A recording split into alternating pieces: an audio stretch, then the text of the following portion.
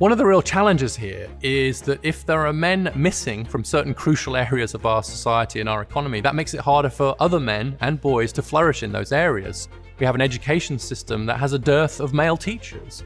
We have a labour market where the jobs that are growing fastest are ones where we have the fewest men. And in families, there's the growth in what you might call the dad deficit or fatherlessness. As men are struggling in each of those areas, what you'll see is it'll be harder for other men to follow in their footsteps. It's harder for boys to flourish if their fathers aren't engaged. It's harder for men to enter occupations where there aren't men. It's harder for boys to do well at school where there are no male teachers to be seen. And so there's a very real danger that unless we act quite soon, that we will set in train something of a vicious cycle. I'm Richard Reeves. I'm a senior fellow at the Brookings Institution. And my latest book is Of Boys and Men, Why the Modern Male is Struggling, Why That Matters, and What to Do About it.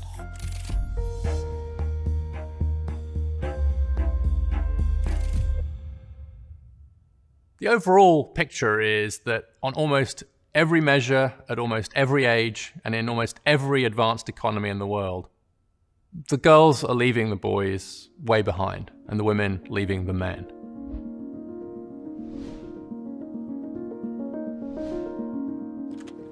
What nobody expected was that girls and women wouldn't just catch up to boys and men in education, but would blow right past them and keep going. Everyone was very focused, quite rightly, on getting to gender equality, getting to gender parity. It's not that long ago where there was a huge gender gap the other way, and there was huge focus, correctly, in the 70s and 80s to really promote women and girls in education. But the line just kept going. And nobody predicted that. Nobody was saying, what if gender inequality re-emerges in just as big a way as now, in some cases bigger, but the other way around? And to some extent, everyone's still trying to get their head around this new world where, at least in education, when you talk about gender inequality, you're pretty much always talking about the ways in which girls and women are ahead of boys and men. And that's happened in a very, very short period of human history. So if you look at the US, for example, in the average school district in the US, girls are almost a grade level ahead of boys in English and have caught up in math. If we look at those with the highest GPA scores, the top 10%, 2/3 of those are girls. If we look at those at the bottom, 2/3 of those are boys. When it comes to going to college, there's a 10 percentage gap in college enrollment, a similar size gap in completing college, conditional on enrolling. And the result of those trends is that the gender gap in getting a college degree is now wider than it was in 1972, but the other way around. So in 1972, when Title IX was passed to promote more gender equality in education, there was a 13 percentage point gap in favor of men getting college degrees. Now there's a 15 percentage point gap in favor of women getting college degrees. So the gender inequality we see in college today is wider than it was 50 years ago. It's just the other way around. There's quite a fierce debate about the differences between male and female brains. And in adulthood, I think there's not much evidence that the brains are that different in ways that we should worry about or that are particularly consequential. But where there's no real debate is in the timing of brain development. It is quite clear that girls' brains develop more quickly than boys' brains do, and that the biggest difference seems to occur in adolescence. So what happens is in adolescence, we develop what neuroscientists call the prefrontal cortex. The prefrontal cortex of our brain is sometimes known as the CEO of the brain. It's the bit of your brain that says you should do your chemistry homework rather than going out to party. It's the bit of your brain that says it is worth maintaining a high GPA because it will help you get to college, which might help you in the future. And that bit of the brain develops considerably earlier in girls than in boys, between 1 and 2 years earlier, partly because girls go into puberty a bit earlier than boys, and that seems to trigger some of this development. What that means is that if you have an education system that rewards the ability to turn in homework, stay on task, worry about your GPA, prepare for college and so on, then just structurally, that's going to put at an advantage the group whose brains have developed earlier in those particular areas. And that turns out on average to be girls. I think it's a great irony of women's progress that by taking the brakes off women's educational opportunities and aspirations, we've revealed the fact that the education system is slightly structured against boys and men because of these differences in the timing of brain development. But it took the women's movement to show that. because the natural advantages of women in education were impossible to see when women's aspirations were being capped by a sexist society. Now that those caps have been largely removed, we can see that it's boys and men who are at a disadvantage in the education system. At the risk of sounding boring, let's collect the data first so we know what we're dealing with here. I do think that we should be strongly encouraging boys to start school a year later than girls. I think that should become the default in many school districts because of the developmental gap that there is between boys and girls. Because boys' brains mature more slowly, then them starting school a year later would mean that they were developmentally closer to being peers with the girls in the classroom. We need a lot more male teachers. It's striking that the teaching profession has become steadily more female over time. Only 24% of K-12 teachers now are male. That's down from 33% in the 80s. And fewer men are applying to teacher training year on year. And so we've seen this steady shift towards a close to an all-female environment. That has all kinds of consequences for the ethos of the school, for the way we deal with different kinds of behavior among boys and girls, for example. And so we need a very serious and intentional effort to get more men into teaching. The third thing I would do in this world where I have significant power to dictate policies would be significantly more investment in vocational education and training. That is an area where we do seem to see better results for boys and men on average, and one that's woefully underinvested in the US. The US has really bet most of its dollars on a very academic, a very narrow route towards success, and less emphasis on vocational training. And that has actually put boys and men at a disadvantage. So apprenticeships, technical high schools are actually a really good way to help more boys and men. I think one of the challenges with this debate is that if you're talking to women and men who are, say, at the top of the economic ladder, 4-year college degrees, decent incomes, they look around and they don't see some of these issues. But that's not the same for working class men. That's not the same for men lower down the economic ladder. So there's a danger that we're so busy, to borrow Sheryl Sandberg's phrase, so busy leaning in that we don't look down. The reality for men further down the ladder is very different.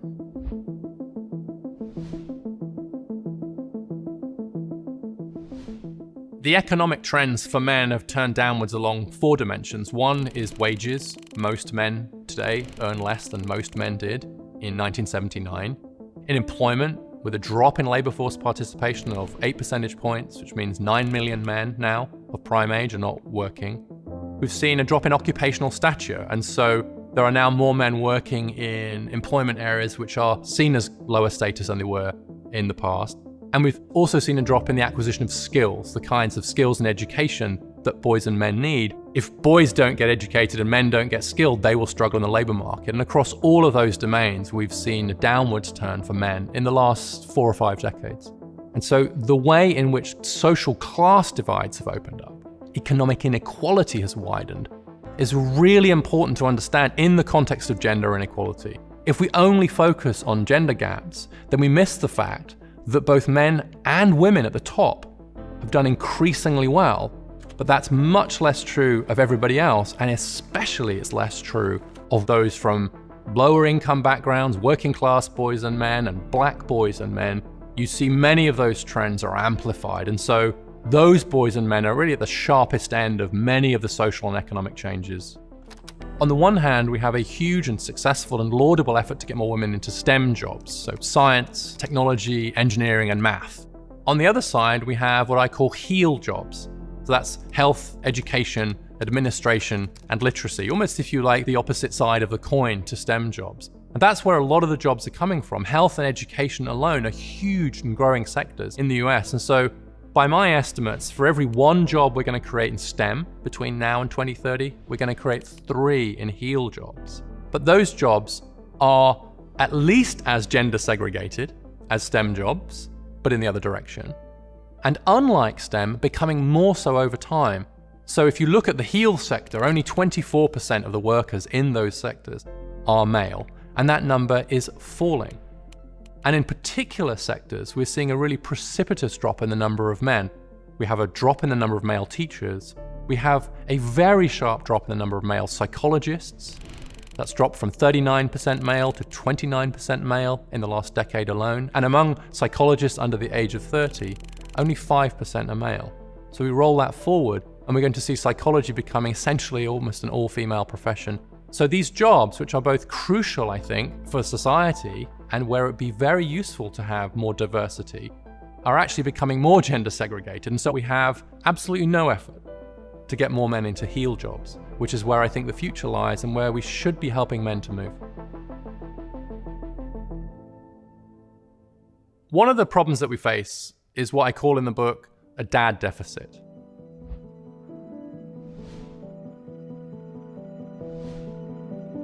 And that can be seen in various different ways. So 1 in 4 fathers don't live with their children.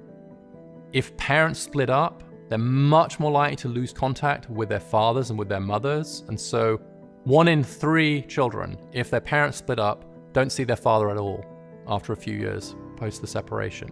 So this fatherlessness is something that's very, very specific. And when 4 in 10 children are born outside marriage, and most children to less educated parents are born outside marriage, then we have to reinvent what it means to be a father. Because right now, men are still being held to an old standard of what it meant to be a successful father in a world where that is neither possible for many of them or even desirable. Because what we've seen is, as women have grown in economic power and economic independence, then of course they're going to choose to be with a man rather than being forced to, as in the old days. This is probably the greatest liberation in human history, honestly, that women can now choose whether to be with a man or not. More than 2 out of 5 households in the US now, a woman is the main breadwinner. 40% of American women earn more than the average man. These are huge economic changes and all for the good, but it does pose some really sharp questions about what fathers are for. And until we escape the obsolete model of the breadwinner father, then we will continue to see more and more men being left out of family life. And the kicker is that boys in families that don't have a father presence suffer much more than girls.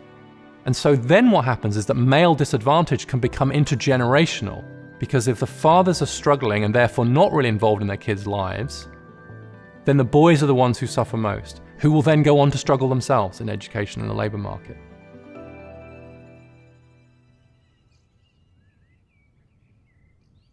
It's clear by now that marriage and social institutions and a sense of purpose matter to men. And so as we've seen these real challenges faced by men in education, work, and family, you're seeing some really difficult and troubling health consequences. And so the so-called deaths of despair from suicide, overdose, or alcohol, 3 times higher among men than among women. Suicide itself, 3 times higher among men and women, and rising very quickly, especially among middle-aged men and younger men.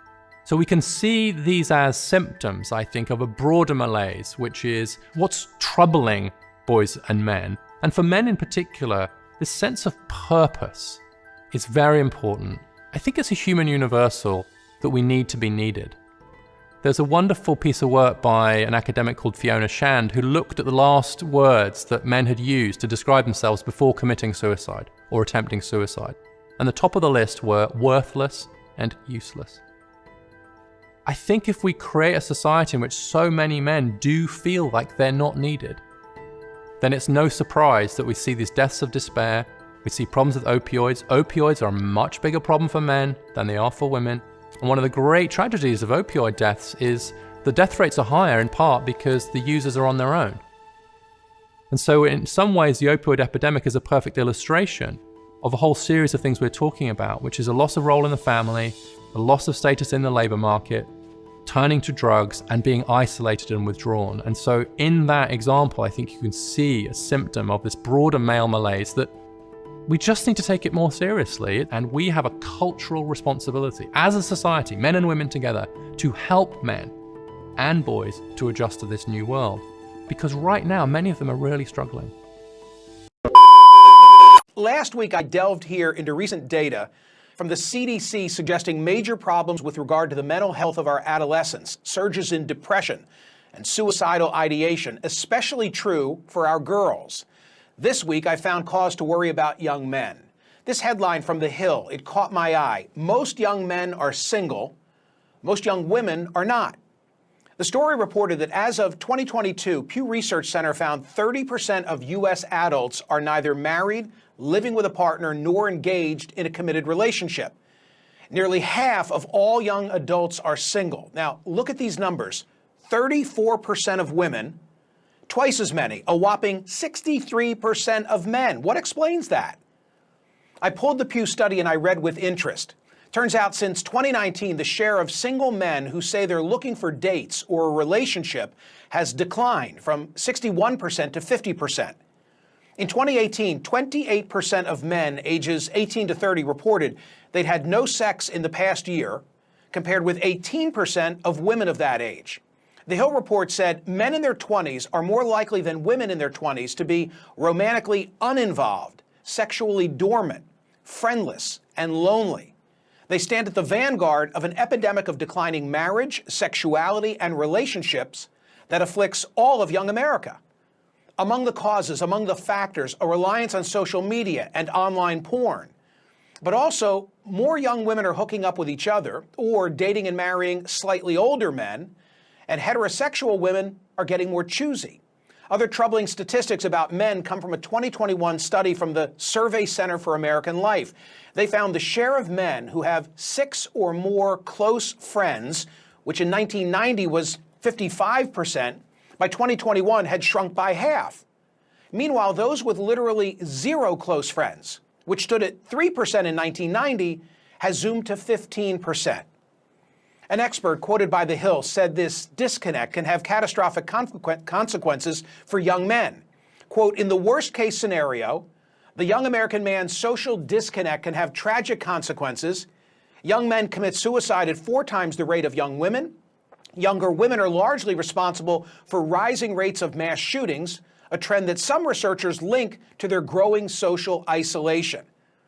Well, those words reminded me of a conversation that I had over a year ago right here on CNN with NYU professor Scott Galloway.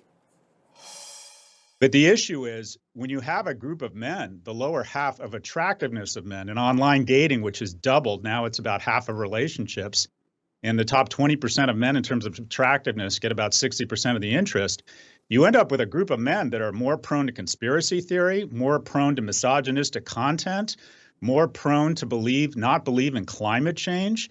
So this is the American story. If it's written with a pen whose ink is failing young men, does not end well. This is an existential crisis, failing young men. As always, Professor Galloway was prescient. Back with me now is Scott Galloway. He's a professor of marketing at NYU Stern School of Business. He's a serial entrepreneur. He's the host of the Professor G podcast and author of multiple best-selling books, most recently, Adrift, America in 100 Charts. Scott, thanks for returning. Hasn't the advantage always been to those with the looks and or the money? What's changed? First off, Mike, I just want to say thank you for raising this issue a year ago when a lot of media companies were afraid to talk about this for fear of it being pro-men was somehow being anti-women. Look, this is returning to the natural order of things. For the majority of history, a small percentage of men have had the majority of the mating opportunities. But in America, we decided to make a huge investment in what would probably be the greatest innovation in history, and that is in the middle class. From 1945 to 1947, 7 million men returned from war were discharged from the service, and we decided to give them the GI Bill, subsidized mortgages. We saw education rates go from 5 to 45%. They were valued, and we had such a strong manufacturing base that you had massive marriage and household formation. And some men were seen as more economically and emotionally viable. And you've seen the reverse happen with the offshoring of much of our manufacturing base, with a society that quite frankly doesn't value young men. When we talk about problems with people of color or women, we see it as a systemic societal problem. When we see problems or the stats that you just mentioned, we see it as accountability, or that men just need to level up. But married households and household formation are better citizens. They vote, they save at twice the rate, they're less likely to commit crimes. And we have fewer and fewer viable men. We have a dearth of economically and emotionally viable men. But the middle class is an accident. Unless you invest in it, it doesn't happen. Eisenhower decided to invest $500 billion in a national highway project that created tons of jobs. We have, and by the way, the tax rate back then was 91%. We raised money and we redistributed in social programs that made young people more economically viable. And then, Scott, you toss in the influence of social media and how relationships today, they don't come from, in our era, happenstance and mingling, right? They come from swiping, and that further accelerates this issue. Am I right? Oh, it's been the chaser to it. I mean, to have an honest conversation about this, we have to be honest, and that is that men and women have different mating criteria. One quarter of men saying economic viability is a key criteria in a mate. 3/4 of women say that is important. And when you're on a two-dimensional format, where now it's 1 and 2 relationships begin online, it used to be 1 and 4 just a few years ago, it gets distilled down to a small number of criteria. Specifically for men, it's does she look attractive? And specifically for men, is he able to signal his ability to garner resources in the future? An average attractive male on Tinder gets swiped less than 1% of the time. And there's 3 men on Tinder for every 1 woman. So you've distilled it, you've taken out one of the key components of mating dynamics, and that is vibe, humor, body language, pheromones, the ability to be, quite frankly, a little bit persistent in the pursuit of a romantic relationship. We have no third places anymore, no places to meet. People aren't going to bars, they aren't sports league, they aren't going to church, they aren't even going to work. So it gets distilled down to very 1 or 2 dimensional attributes. And the reality is women are much choosier than men, and they can apply those screens, and they allocate all of their attention to a small number of men that results in just essentially at the end of the day, a lack of opportunities. Chris Williams summarized it perfectly. He called it the high heels effect. In the last 40 years, more women have graduated from college than men, and they're not interested in mating with non-college grads. They now own more homes, single women, than single men. So what you have is women say they won't date anyone shorter than them, 50% of them. Effectively, what you have metaphorically over the last 40 years is women have been getting taller and taller, and men have been getting shorter and shorter. How many of us have said, I know a ton of great single women, they can't find a date? That's not true. They can't find a date. They can't find a man they find economically or emotionally viable. If we don't make a massive investment in young people and make more economically and emotionally viable men, we're going to see a lack of household formation. We're going to see a decline in the middle class. And we're going to see, quite frankly, just a lot of young men who are terrible citizens.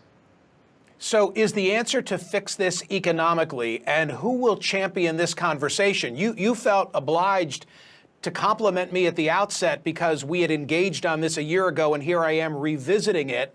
And I read into that the fact that you think that it's politically incorrect even to have this dialogue. When you're seen as advocating for men because of the 300,000-year head start we've had, it seems somehow as anti-female. There's a lot of very unfortunate misogyny online that is masquerading as being pro-men. A lot of TikTok celebrities who talk about advocating for men, it's just thinly veiled misogyny. What do we need? We need more freshman seats in colleges. We need a massive investment in vocational training. We need to figure out a way to get more permitting for housing so young people can afford housing. We need to recognize our economic policies, literally allocate wealth from young people to old people. The percentage of wealth that young people control under the age of 40 has been cut from 12% to 6%. These are concerted, deliberate decisions.